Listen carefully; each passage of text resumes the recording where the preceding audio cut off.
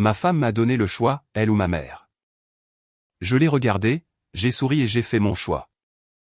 J'ai fait mes valises et je suis parti cette nuit-là. 6 mois plus tard, elle est apparue à ma porte, enceinte et désespérée. Cela s'est passé il y a quelques années, mais j'ai l'impression que c'était hier. Assez proche pour que je me souvienne de l'odeur de la pièce quand elle l'a dit. L'odeur du café froid. Le bourdonnement du réfrigérateur. Ce bourdonnement silencieux que l'on ne remarque que lorsque quelque chose d'important est sur le point d'être dit.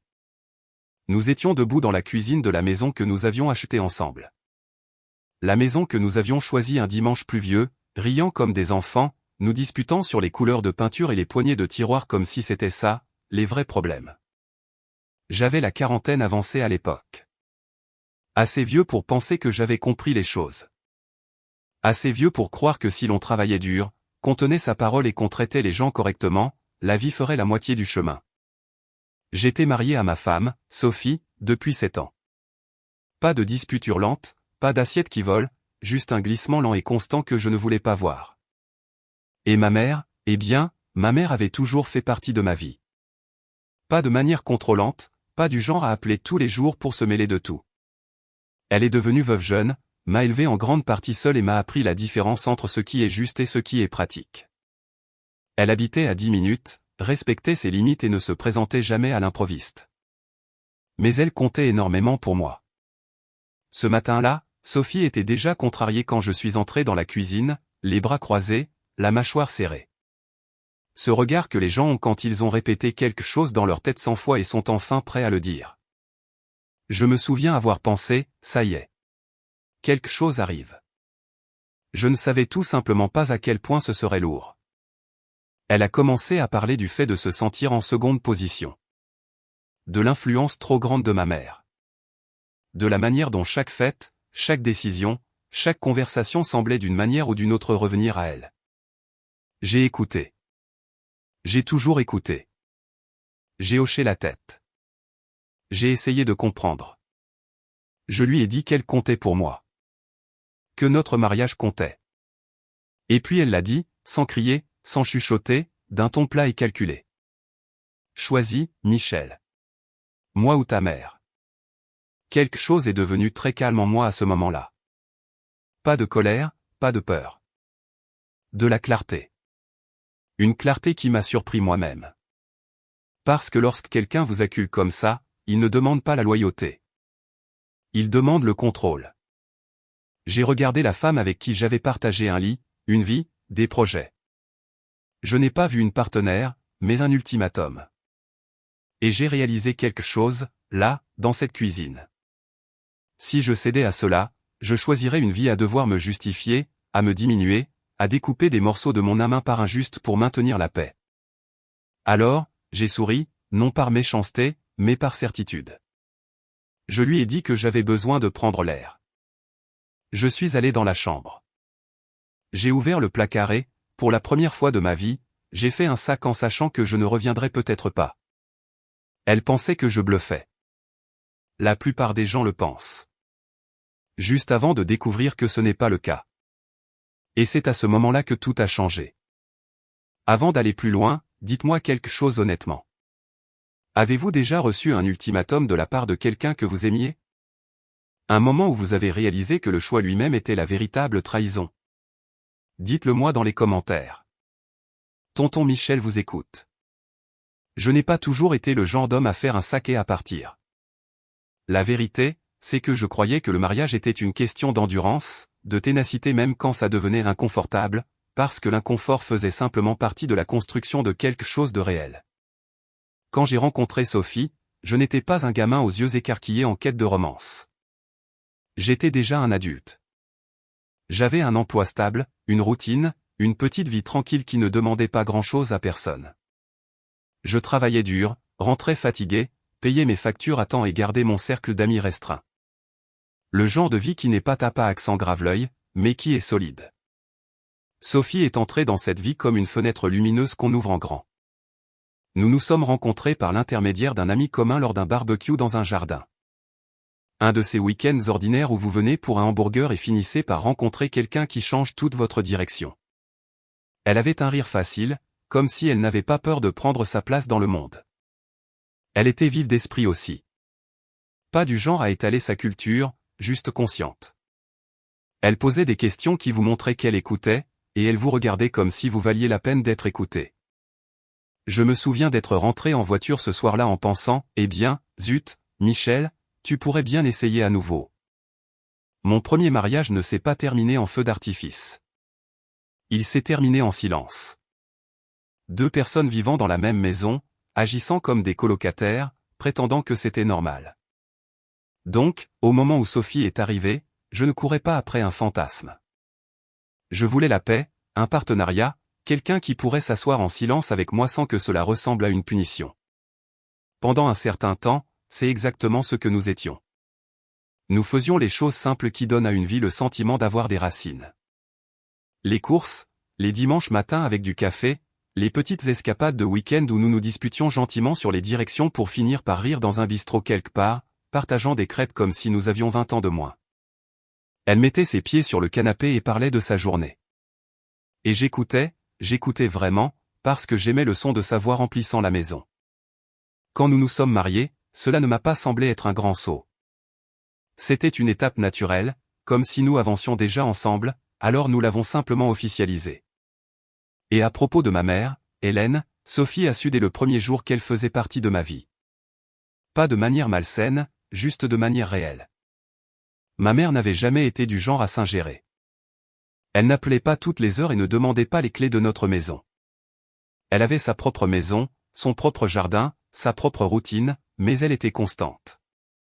Le genre de femme qui vous déposait un plat si elle apprenait que vous étiez malade, puis partait avant même que vous puissiez lui offrir une assiette.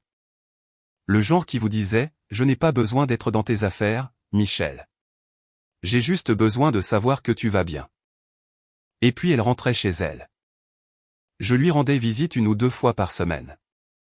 Parfois, nous réparions quelque chose chez elle. Parfois, nous nous asseyions simplement pour parler. Elle me posait des questions sur le travail, sur Sophie, sur la vie.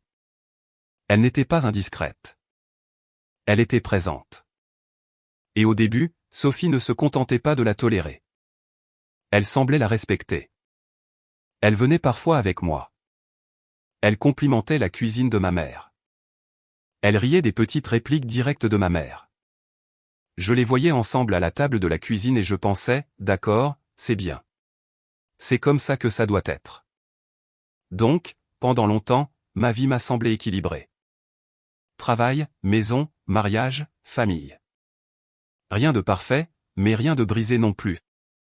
Puis, lentement, l'ambiance a changé. Cela a commencé par de petites choses. Sophie a cessé de m'accompagner chez ma mère. Au début, c'était normal. Elle était fatiguée, avait des courses à faire, n'avait pas envie de sortir. Je n'ai pas insisté. Les gens ont besoin d'espace. Je comprenais ça. Puis elle a commencé à faire de petites remarques, pas de grandes disputes, juste de petites piques déguisées en blagues. Oh, tu vas d'abord prendre des nouvelles d'Hélène. Ça doit être agréable d'avoir une deuxième femme qui cuisine pour toi. Je le prenais à la rigolade, parce que c'est ce qu'on fait quand on aime quelqu'un et qu'on ne veut pas transformer chaque commentaire en dispute. Je lui embrassais le front, lui disais qu'elle était dramatique et je passais à autre chose. Mais son ton a continué de changer. Elle a commencé à compter le temps. Si je passais 1 heure chez ma mère, elle disait, « Waouh, tu es parti un bon moment. » Si ma mère appelait et que je répondais, elle détournait le regard comme si le son l'agaçait. Si je ne répondais pas, ma mère laissait un message vocal. Et Sophie poussait ce petit soupir, comme si le message vocal était une insulte dirigée contre elle. Et je continuais à essayer d'arranger les choses. J'emmenais Sophie dîner au restaurant. Je planifiais des soirées en amoureux. Je lui rapportais ses collations préférées. Je m'assurais qu'elle sache quelle était ma priorité. Parce que dans mon esprit, ce n'était qu'une de ces phases normales du mariage. Un peu d'insécurité, un peu de tension, quelque chose dont on parle et qui finit par passer. Mais voici la vérité que je ne voulais pas admettre, Sophie ne demandait pas à être rassurée. Elle demandait de la distance. Et la distance avec sa propre mère n'est pas une petite demande. Quand votre mère n'a jamais rien fait pour mériter d'être exclue, ce n'est pas une limite. C'est une punition. Je me souviens d'une nuit en particulier. Nous étions au lit, les lumières éteintes, seule la lueur de la télévision vacillait dans la pièce. Ma mère avait appelé plus tôt dans la journée pour dire que sa voiture faisait un bruit étrange. Je lui avais dit que je passerais le lendemain après le travail pour y jeter un œil. Sophie n'a rien dit au début, elle est restée là, rigide. Puis elle a dit très doucement, elle trouve toujours une raison d'avoir besoin de toi. J'ai tourné la tête vers elle. Quoi? Elle n'a pas répété. Elle a juste fixé le plafond et a dit, laisse tomber. Et quelque chose dans ce, laisse tomber, m'a serré l'estomac, car ce n'était pas une blague. Ce n'était pas enjoué. Ce n'était même pas une plainte. C'était du ressentiment. J'aurais dû m'arrêter là et avoir la conversation, la vraie, celle qui est inconfortable. Mais je ne l'ai pas fait. Je me suis dit qu'elle était fatiguée, stressée, qu'elle avait un moment difficile. Je me suis dit que ça passerait. C'est ce que je pensais être ma force à l'époque, ma capacité à garder les choses calmes, à être celui qui est stable, raisonnable, l'homme qui ne réagit pas de manière excessive. Mais parfois, rester calme n'est pas une force. Parfois, c'est juste le déni en costume bien taillé. Et le lendemain matin, quand je me suis réveillé, Sophie était déjà debout et habillée, le téléphone à la main, son café intact sur le comptoir. Elle m'a regardé avec cette même mâchoire serrée, comme si elle avait accumulé quelque chose dans sa poitrine toute la nuit. Et je l'ai ressenti à nouveau, clair comme une sonnette d'alarme. Quelque chose ne va pas. Maintenant, laissez-moi vous poser une question avant de continuer. Avez-vous déjà eu cette intuition que quelque chose n'allait pas, mais vous l'avez ignoré parce que vous ne vouliez pas y croire? Dites-le moi dans les commentaires. Je veux savoir que je ne suis pas seul dans ce cas. Et ce jour-là, juste avant de partir pour le travail, Sophie a dit quelque chose qui semblait anodin à l'époque, mais qui m'est resté en tête. Elle a dit, juste pour que tu saches, les choses vont bientôt changer. Nous devons parler. Pas, je me sens en insécurité. Juste ça, comme une promesse, comme un avertissement. Et je suis sorti en faisant semblant de ne pas avoir entendu la menace qui s'y cachait. Ce jour-là au travail, je ne pouvais pas me concentrer. Je relisais le même courriel, le même paragraphe, comme si les mots pouvaient se réorganiser en quelque chose de plus clair si je les fixais assez longtemps. Mais mon esprit n'était pas là. Il était de retour dans la cuisine, dans le ton de Sophie, dans la façon dont elle avait dit, les choses vont bientôt changer, comme si elle connaissait déjà la fin, et que je ne faisais que rattraper mon retard. À l'heure du déjeuner, j'ai fait quelque chose que je n'avais pas fait depuis des années. J'ai appelé ma mère. Pas à cause de la voiture. Pas vraiment. J'avais juste besoin d'entendre sa voix. Besoin de me raccrocher à quelque chose de familier, d'honnête. Elle a répondu à la deuxième sonnerie. Salut, Michel. Tu vas bien? C'était ma mère, elle commençait toujours par « Tu vas bien ?» avant toute autre chose. Oui, ai-je dit. Je voulais juste prendre des nouvelles. Nous avons parlé quelques minutes. Rien de lourd. Elle a mentionné la météo, le chien du voisin, comment ses roses s'épanouissaient enfin. Je lui ai dit que le travail était chargé. Je n'ai pas parlé de Sophie, ni de l'attention. Je n'étais pas encore prêt à mettre des mots dessus. Mais quand j'ai raccroché, je me sentais plus léger, comme si ma poitrine s'était un peu desserrée. Et c'est là que ça m'a frappé. Si un simple appel à ma propre mère me calmait, pourquoi ma femme semblait-elle menacée par cela? Cette question m'a trotté dans la tête le reste de l'après-midi. Quand je suis rentré à la maison, Sophie était déjà là, assise à la table, ordinateur portable fermé, téléphone face contre table, attendant. Ça aurait dû être mon premier vrai indice. D'habitude, elle serait en train de faire défiler son téléphone, de regarder quelque chose, à moitié distraite. Mais pas ce soir-là. Ce soir-là semblait mis en scène, comme si elle avait préparé le terrain. Elle m'a demandé comment s'était passée ma journée. Je lui ai demandé la sienne. Politesse de surface, deux adultes prétendant ne pas sentir la tension qui vibrait sous la table. Puis elle a dit, « Ta mère a appelé aujourd'hui. » J'ai marqué une pause, juste une demi-seconde. « Comment le sais-tu » ai-je demandé. Elle a laissé un message vocal, a dit Sophie, sur le téléphone fixe. Nous n'utilisions presque plus le téléphone fixe.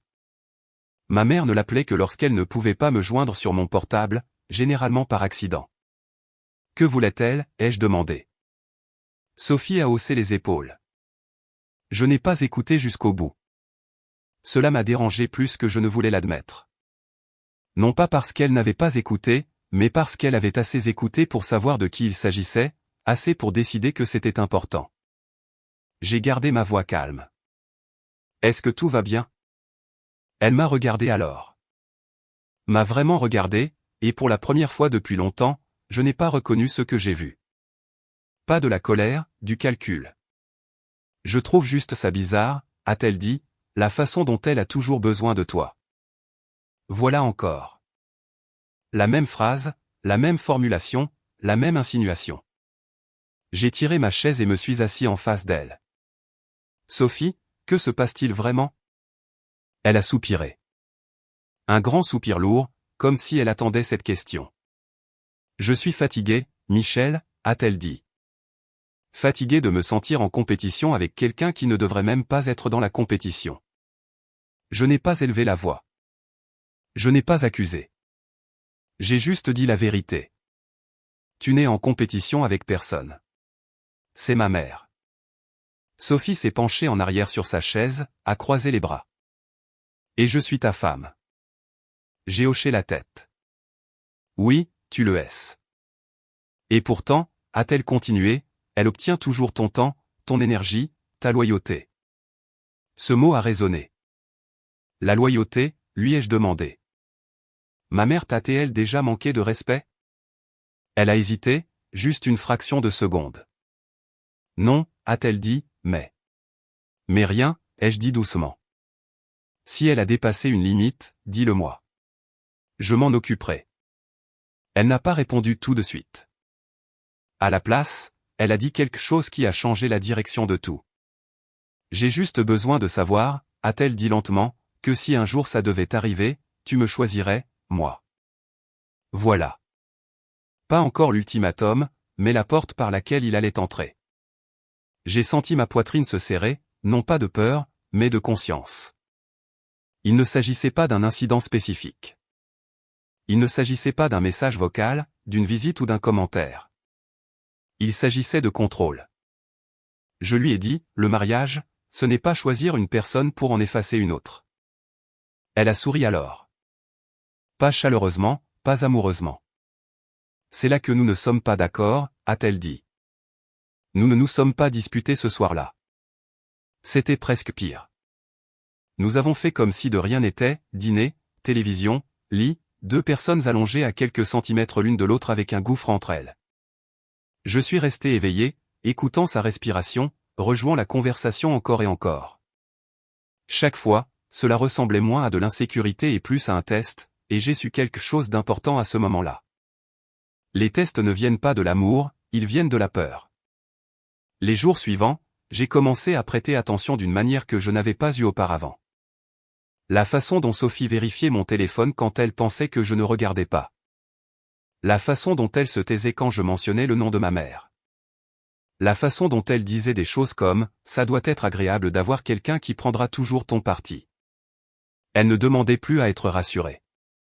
Elle construisait un dossier. Et au fond de moi, mon instinct, celui que j'avais ignoré trop longtemps, se faisait enfin entendre. Quelque chose arrive, disait-il. Et tu ne vas pas aimer les conditions. Mes amis, une petite pause. Qu'auriez-vous fait à ma place? L'auriez-vous confronté sur le champ, ou auriez-vous attendu et observé? Mettez votre réponse ci-dessous. Je suis curieux de savoir ce que vous auriez choisi. La vérité n'arrive généralement pas de manière dramatique. Elle s'insinue discrètement, petit à petit, jusqu'à ce que le déni n'ait plus nulle part où se cacher. Après cette conversation, j'ai cessé d'essayer d'arranger les choses. Je ne l'ai pas confronté non plus. J'ai observé. J'ai écouté. J'ai prêté attention aux espaces entre ces mots. Les pauses, la façon dont elle répondait aux questions sans vraiment y répondre. Sophie a commencé à rentrer plus tard que d'habitude. Rien d'extravagant. 1 heure de plus par-ci, une explication vague par-là. Le travail a fini tard. J'avais besoin d'air. J'étais avec Julie. Des noms que je connaissais. Des histoires qui semblaient assez raisonnables pour passer si l'on n'était pas déjà sur le qui-vive. Un soir, alors qu'elle était sous la douche, son téléphone s'est allumé sur la table de chevet. Je ne me suis pas précipité dessus. Je ne l'ai pas attrapé comme un adolescent jaloux. J'ai juste regardé l'écran quand il a vibré à nouveau. Un aperçu de message de « Didier, tu lui as parlé ?» Mon estomac s'est noué. Didier n'était pas un inconnu. C'était un de ses collègues. Marié. Quelqu'un avec qui nous avions dîné une fois. Moi, lui serrant la main, souriant, parlant de football comme si tout était normal. Comme si les hommes ne se tenaient pas parfois à quelques centimètres l'un de l'autre pendant que leur vie s'entrecroise discrètement. Je me suis dit de ne pas tirer de conclusions hâtives. Un message ne signifie pas une trahison. Un message peut signifier n'importe quoi. Mais la vibration suivante est arrivée. On ne peut pas continuer à attendre. C'est là que mes mains sont devenues froides. Je n'ai pas ouvert le téléphone.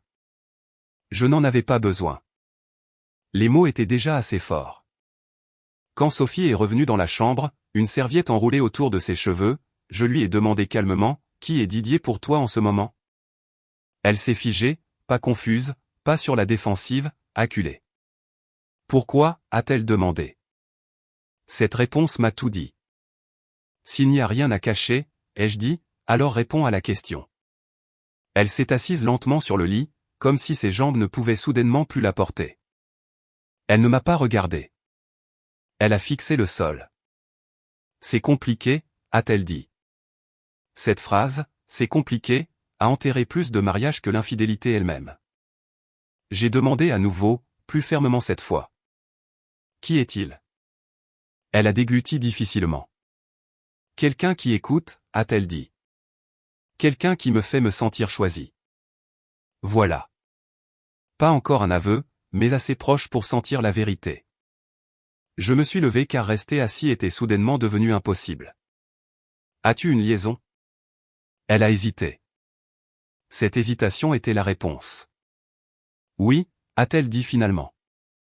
Mais ce n'est pas ce que tu penses. J'ai ri une fois.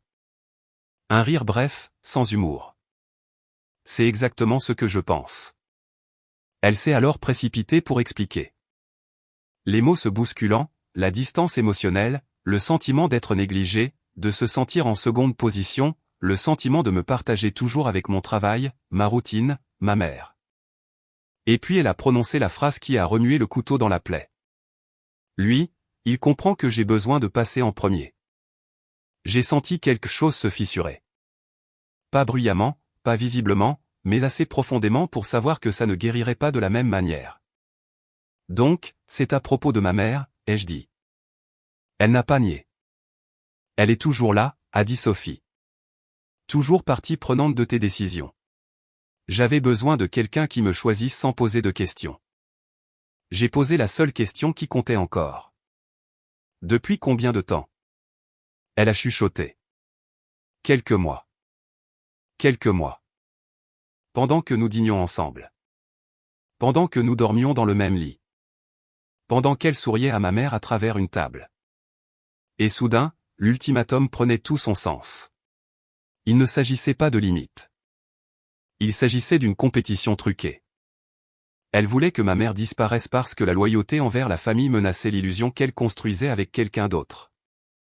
Elle avait besoin que je sois isolé, plus facile à contrôler, plus facile à remodeler. Je me sentais mal, non seulement trahi, mais utilisé. J'ai besoin que vous compreniez quelque chose ici. Ce n'était pas seulement une trahison. C'était toute ma vie qui s'effondrait. Avez-vous déjà été complètement pris au dépourvu comme ça? Quelqu'un en qui vous aviez une confiance totale détruisant tout? Partagez votre histoire ci-dessous si vous avez vécu cela. Guérissons ensemble. Je lui ai demandé si elle l'aimait. Elle n'a pas répondu tout de suite. Une autre hésitation. Je ne sais pas, a-t-elle dit, mais je sais que je ne veux plus continuer à vivre comme ça.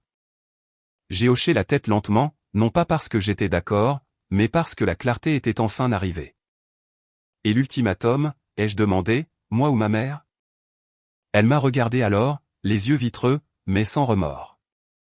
J'avais besoin de savoir où je me situais, a-t-elle dit. Non. Elle avait besoin de savoir jusqu'où elle pouvait me pousser. Cette nuit-là, je n'ai pas dormi. Je me suis assis dans le salon, les lumières éteintes, rejouant chaque instant de l'année écoulée.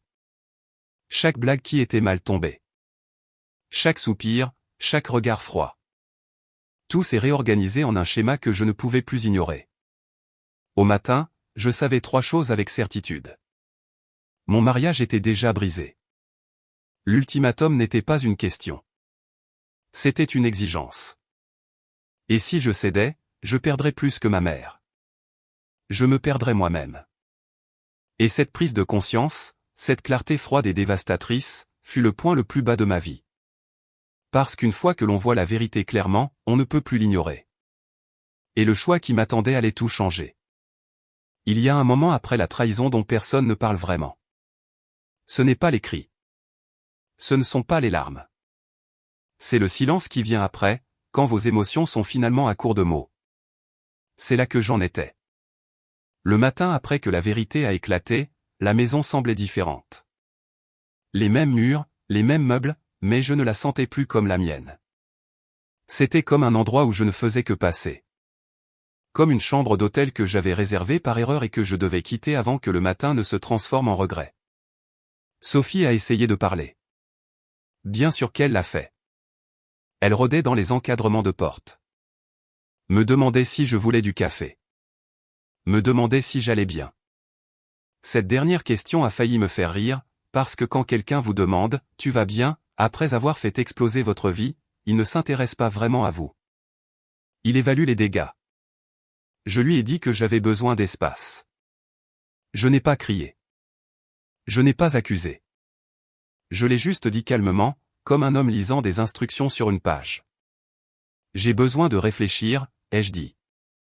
Elle a hoché la tête trop rapidement. Prends tout le temps dont tu as besoin. Ce qu'elle voulait dire, c'était, s'il te plaît, ne pars pas. Je suis allé travailler ce jour-là, mais je n'ai pas vraiment travaillé. Je suis resté assis dans ma voiture pendant le déjeuner, fixant le volant, me posant la seule question qui comptait désormais. Qui est-ce que je veux être après ça? Pas qui avait raison, pas qui avait tort, pas combien de douleurs je peux infliger en retour. Qui est-ce que je veux être quand ce chapitre se fermera? J'ai pensé à ma mère, à la façon dont elle m'a élevé, aux choses qu'elle m'a apprises sans jamais faire de leçon. La loyauté, la responsabilité, le respect de soi. Le genre discret, pas la version bruyante et vantarde. J'ai pensé à l'ultimatum de Sophie, et j'ai réalisé quelque chose d'important. La liaison faisait mal, mais l'ultimatum était impardonnable, car la liaison était un choix qu'elle avait fait par faiblesse. L'ultimatum était un choix qu'elle avait fait par calcul. Elle ne me demandait pas de guérir le mariage. Elle me demandait d'amputer une partie de ma vie pour prouver ma dévotion. Et une fois que quelqu'un apprend qu'il peut vous faire couper des morceaux de vous-même, il ne s'arrête pas. Ce soir-là, je ne suis pas rentré à la maison. J'ai conduit directement chez ma mère. Elle a ouvert la porte avec un sourire qui s'est effacé dès qu'elle a vu mon visage. Les mères savent. Elles n'ont pas besoin d'explications. Elle n'a pas posé de questions. Elle n'a pas pleuré. Elle s'est juste écartée et a dit « Entre, mon chéri ». Je me suis assis à sa table de cuisine, la même à laquelle j'étais assis toute ma vie. Et pour la première fois, je lui ai tout raconté. Pas de manière dramatique, juste les faits. Calme, mesuré, honnête. Elle a écouté, les mains jointes, stable. Quand j'ai eu fini, elle a tendu la main sur la table et a pris la mienne. « Michel », a-t-elle dit doucement. Je n'ai jamais voulu être un problème dans ton mariage. J'ai serré sa main. Tu ne l'étais pas. Tu ne le es pas. Elle a hoché la tête une fois, puis a dit quelque chose qui a tout scellé pour moi. Une femme qui t'aime ne te demandera pas d'abandonner ta mère. Elle demandera comment mieux t'aimer. C'était ça. C'était la phrase qui a dissipé tous les doutes qui me restaient. Je suis resté là cette nuit-là, j'ai dormi dans mon ancienne chambre, le même lit qui grince, le même lampadaire brillant à travers les stores, et pour la première fois depuis des mois, j'ai dormi profondément. Le lendemain matin, mon téléphone était plein de messages. Sophie demandant où j'étais, Sophie s'excusant, Sophie expliquant, Sophie paniquant. Je n'ai pas répondu tout de suite. À la place, j'ai fait une liste. Pas une liste dramatique, pas une liste de vengeance, une liste pratique. Que dois-je faire? Que dois-je protéger? Que dois-je laisser partir? J'ai appelé un avocat discrètement, professionnellement. Je ne l'ai pas dit à Sophie. Je n'ai pas menacé. J'ai juste recueilli des informations. La connaissance apporte le calme, et le calme apporte le contrôle. Puis je suis retourné à la maison. Sophie m'attendait. Les yeux rouges, la voix tremblante. Elle m'a dit qu'elle mettrait fin à sa relation avec Didier. Elle m'a dit qu'elle suivrait une thérapie. Elle m'a dit qu'elle travaillerait sur ses sentiments envers ma mère.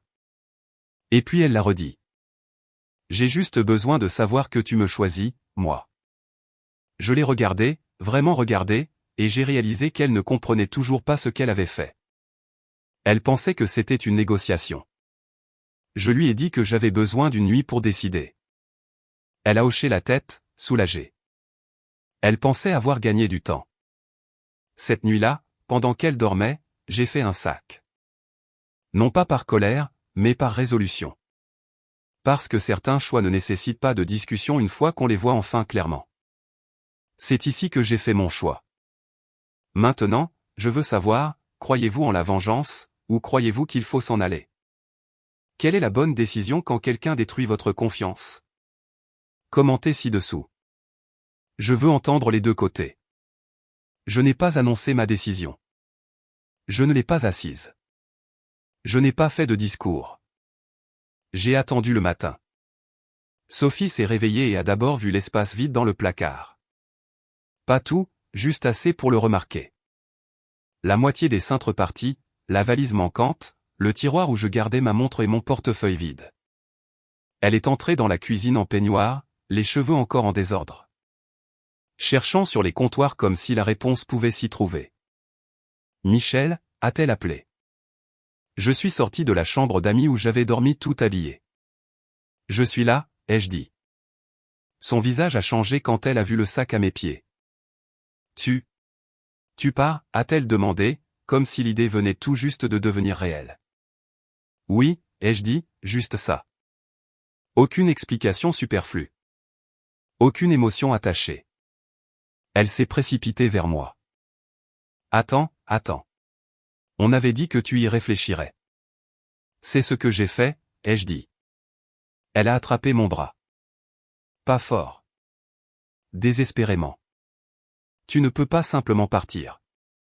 J'ai doucement retiré sa main. Je le peux. Et c'est ce que je fais. Sa voix s'est brisée. Alors c'est tout?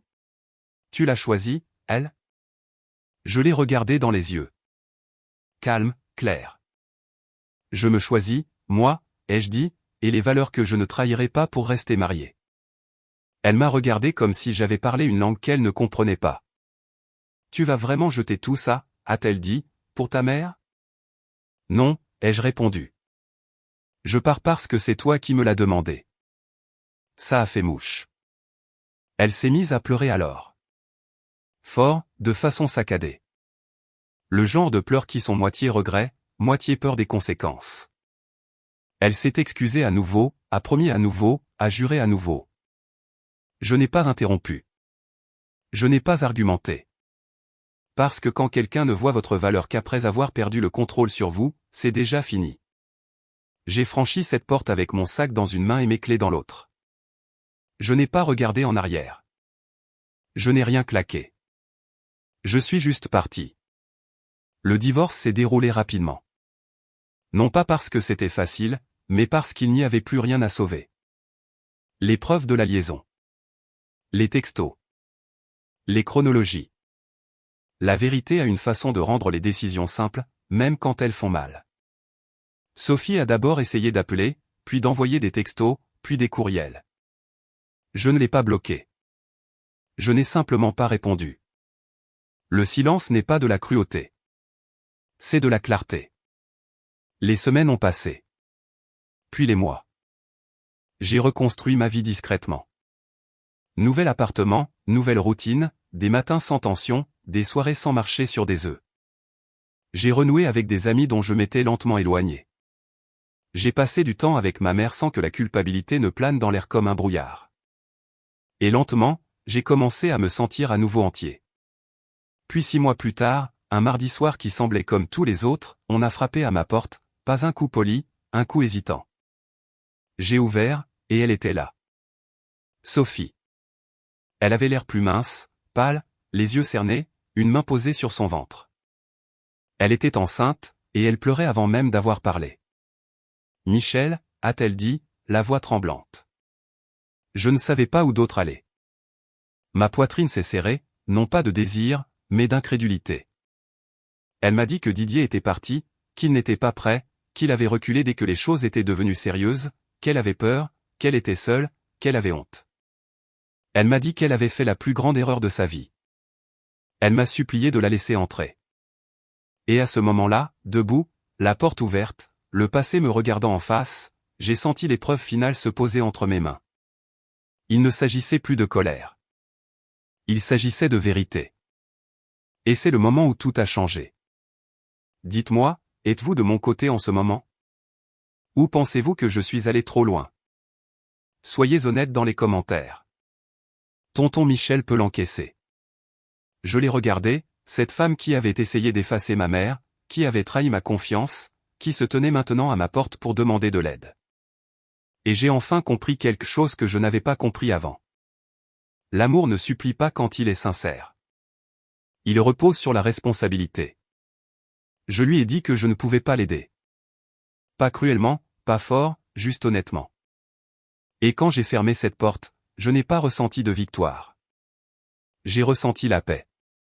Parce que le choix que j'avais fait 6 mois plus tôt m'avait sauvé d'en faire un pire maintenant. Après avoir fermé cette porte, je suis resté là plus longtemps que prévu. Non pas parce que j'étais tenté, mais parce que les fins, même les bonnes, ont un poids. J'ai appuyé mon front contre le bois et je me suis permis de respirer. Une profonde inspiration, puis une autre. Mes mains étaient stables. Mon cœur ne battait pas la chamade. C'est ainsi que j'ai su que j'avais fait le bon choix. Quand une décision vient de la colère, votre corps vous trahit. Quand elle vient de la clarté, votre corps s'apaise. Je suis retourné dans mon appartement et je me suis assis sur le bord du canapé, fixant le vide pendant un moment. Pas de musique, pas de télévision, juste le silence. Le bon genre. Celui qui ne vous demande pas de jouer un rôle ou de vous expliquer. Sophie a envoyé un texto plus tard dans la nuit. Un seul message. Je comprends. Je suis désolé. Je n'ai pas répondu. Non pas parce que je voulais la punir, mais parce que certaines conversations sont déjà terminées. Les mois suivants ont été consacrés à la reconstruction, d'une manière qui n'avait rien d'impressionnant de l'extérieur. Pas de métamorphose spectaculaire, pas d'histoire de succès par vengeance, juste de petits pas constants vers une vie qui semblait à nouveau honnête. Je me suis concentré sur ma santé, j'ai fait des promenades le matin, j'ai cuisiné de vrais repas, j'ai mieux dormi que je ne l'avais fait depuis des années. J'ai commencé à faire du bénévolat un samedi par mois. Rien de grand, juste une façon de me rappeler que mon histoire n'était pas le centre de l'univers. J'ai passé du temps avec ma mère et du vrai temps, pas précipité, pas sur la défensive, juste présent. Nous avons parlé de choses ordinaires. Elle n'a jamais mentionné Sophie à moins que je ne le fasse. Elle n'a jamais dit « je te l'avais bien dit ». Cette seule retenue m'a dit tout ce que j'avais besoin de savoir sur son caractère. Un après-midi, des mois plus tard, elle m'a regardé et a dit « tu as l'air plus léger ». J'ai hoché la tête. Je le suis. Et je le pensais.